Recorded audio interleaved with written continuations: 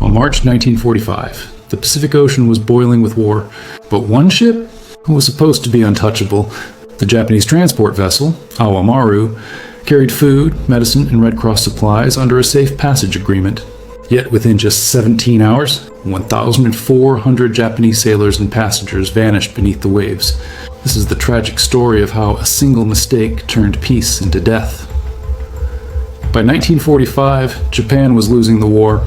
American submarines controlled the seas, and every Japanese ship risked being sunk.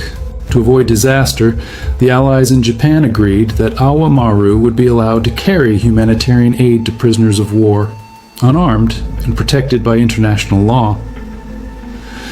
But something changed.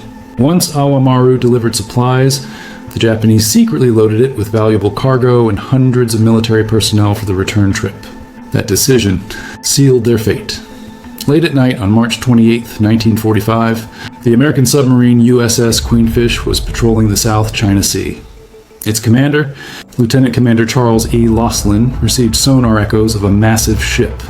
Believing it to be an enemy transport, he decided to attack. But he didn't know.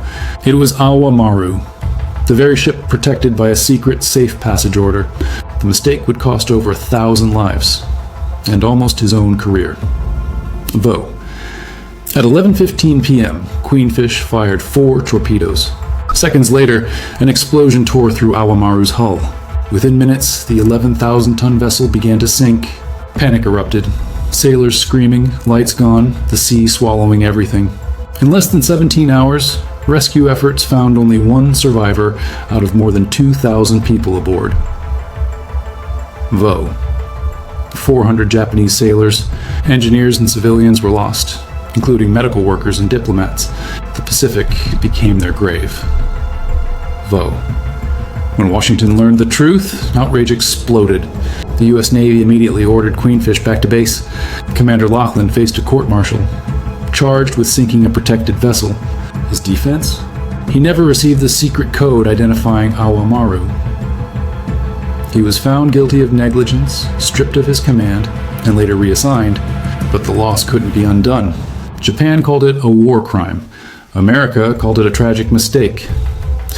Rumors later spread that Awa Maru was carrying gold, platinum, and rare artifacts worth millions.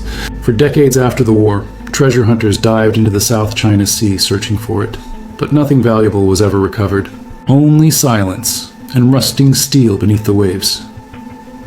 The story of Awa Maru reminds us how fragile truth becomes in war, how a single miscommunication can erase thousands of lives. 17 hours, 4 torpedoes, 1 survivor, and a lesson that peace, once broken, can never truly be recovered.